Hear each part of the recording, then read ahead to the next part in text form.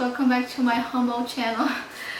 So today's video is all about this little girl right here that you guys, if you guys follow my videos, you know that Mila is always with us, she travels with us, and she's our best companion.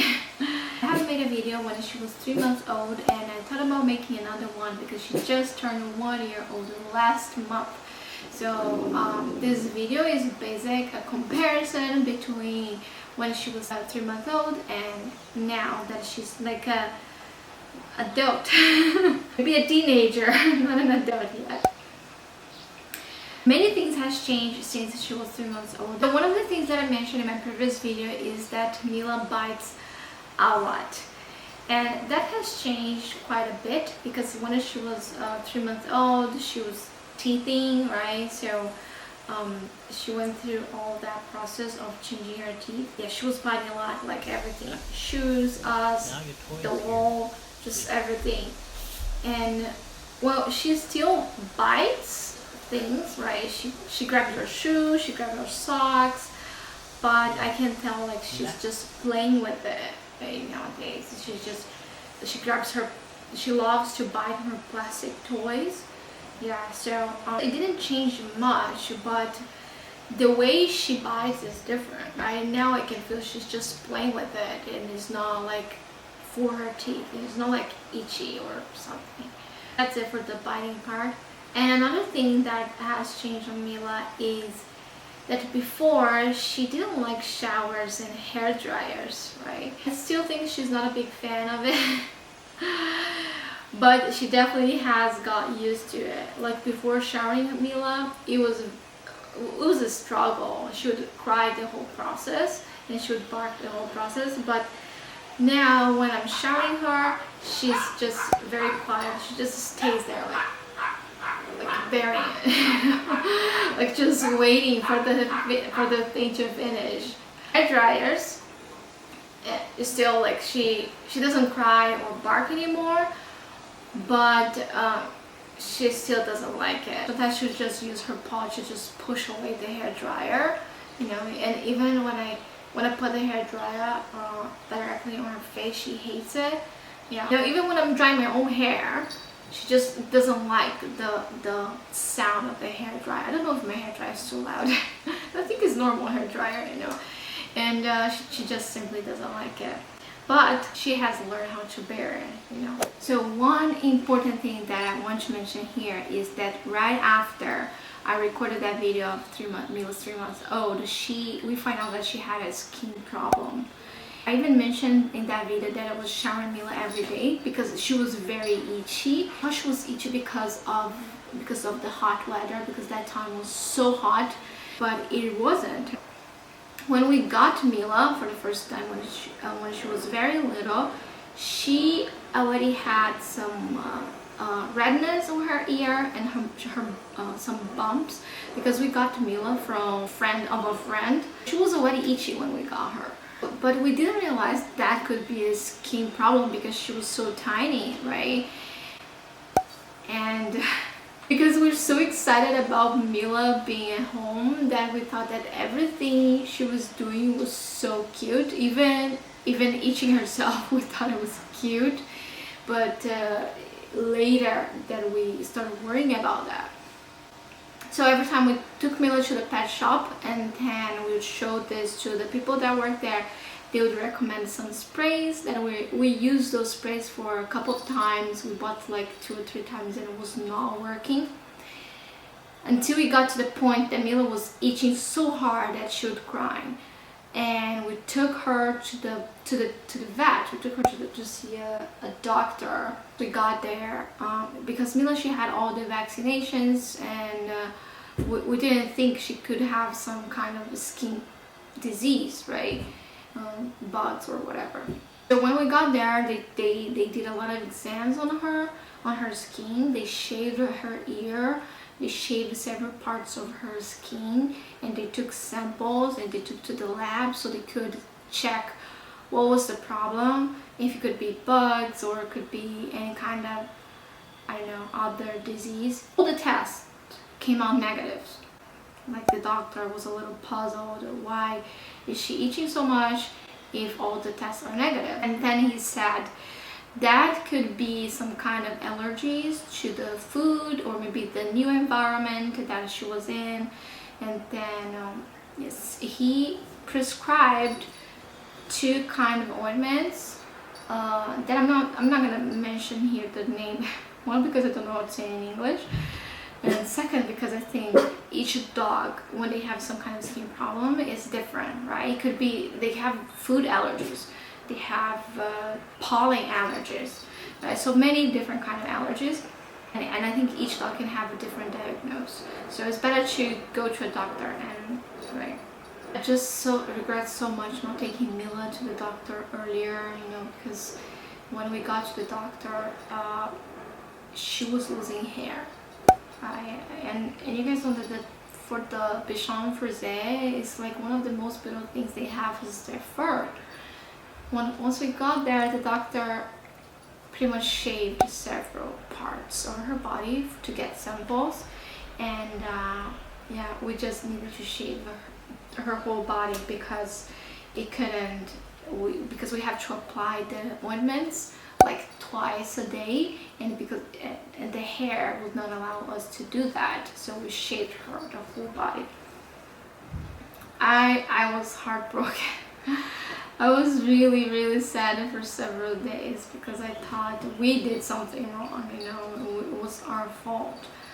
But yeah, gladly Mila she recovered.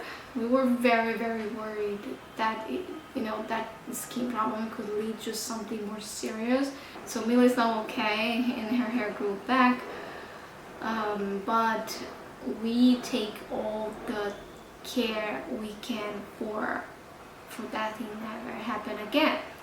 Like every single month we put some kind of like a dripping on her body for us to not get bugs and everything. I don't know the name in English of that. I will look it up and I'll put it here. Other changes that I want to mention is Mila's eating habits has changed a lot. Got her, she was eating twice a day, morning and evening. And the guy, he told us that once Mila turns like 7 or 8 months old, we didn't need to feed her twice, just once a day was enough. But I don't know, I think that Mila is always so hungry that we haven't stopped doing that. So we were feeding her morning and evening. We just kept going. And just like it happened naturally, you know. Mila, every morning she was very eager to eat, and one day she just simply stopped. Like I put food for her in the morning and then she would not eat it. And she would spend the whole day without eating. Then just in the evening she would eat the whole bowl. And I just started feeding her just once a day. It was a change that it came from herself, you know. She did it, and it was not something that we planned on it. But besides this one meal a day that she has, during the day we also give her snacks. There's those dental things that we give her. We have those nutrition paste that we also give her, because before Mila, she was peeing and pooping inside the house. I really had a hard time to train her to do that on the pipette, you know, in those papers.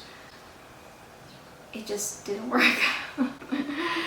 I tried so many times, and I just gave up. I would just let her do wherever, and then I would just go in and clean it. But after she started eating one meal a day, she just started peeping and pooing outside. I don't know why. She just, maybe she just noticed that we're not very happy when she do that indoors. And now she just do it outside. She does that in the morning. About 6:30 in the morning, we have to take her for a short walk. So we take her for a walk 3 times a day, morning and noon, and then later after dinner in the evening. So that's when she pees and poo. And yeah, and that has been working so far. I'm very happy about that because she's not doing inside the house. Although we have to take her out, which can be sometimes a lot of work. Okay, so now I want to talk about the difference between Mila and other Bichon Frises that I have met on the way. One big difference between Mila and other dogs that I have met. Mila, come here. Come here. Come here.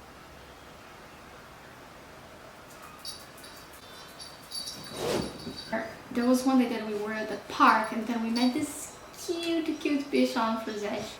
But she was very scared. She would not let us touch her. And she would just like run away or hide behind her owner. And we thought it was very, I don't know, weird. Why the dog is being like that, right? It's just like, I feel like he was scared of us. And after I met several Bichon Frises, I noticed that this is a characteristic. They are not very active. It's not that they are not very active. They are shy, I think. They would prefer their owners, and yeah. And I think Mila, she's just so energetic. She's just way too energetic when we are, you see, she's here, but she barely takes a nap. Like my husband being like, Mila doesn't sleep. She's always active. She's not like the other dogs. The other dogs takes like so many long naps, and Mila, she's just like sleeps for 10 minutes and then she's ready to go out or do something. Yeah, so this dog that we met at the park, the owner told us that they leave her by herself. They leave her dog by herself at home. She and her husband go to work, and then once they come back, so basically the dog spends like 10 hours, 9 to 10 hours by herself. I think that's probably the difference, because Mila is never alone, you know. We sometimes leave her alone when we go to the supermarket, when we go, you know, just go outside. But basically, Mila is with us like 24 hours a day. He was working at home, and then he will stay with her longer. Every time we go traveling, she goes with us, and yeah, I think that's probably why she's so energetic compared to other Bichon Frise. You know, the other Bichon Frise, I felt like they're shy. They're a little bit scared of people from outside their homes. And Mila, she's just like, everyone that smiles at her, she just jumps and goes with them. But some other differences that I notice is the fur. Mila, she has very soft fur compared to Bichon Frises. I think they have different types of Bichon Frise, right? And most of the Bichon Frise I met, their fur is soft, but it's a little bit, how can I say, spiky. Yeah, it's a little bit spiky when you touch it. But Mila, I'm not playing with her. I'm not playing with you. Play with this. Every time we take her for grooming, at shop owners, they tell us that Mila, she has baby fur, but I don't think that's the case. It's just her fur is just naturally soft. Yeah, because it hasn't changed anything since we got her. So I think it's just the way it is. One last thing that I want to mention is that when we first got Mila, she was hiding everywhere. She didn't want to be with us. It was just hard to play with her. But now Mila follows us everywhere. We go to the bathroom, she goes after us. She's just very attached to both of us, my husband and I. So every time we go out and leave her at the house, she just goes crazy. She has this anxiety separation attack. Yeah, it's just like here, she's just here because my husband is not at home right now. So she's here, but she's constantly looking at the door to see if he's coming back. You know, because every time one of us just leaves, she just starts barking, she starts crying, and she just can't sleep. But I noticed that when both of us are not around, Mila behaves super well.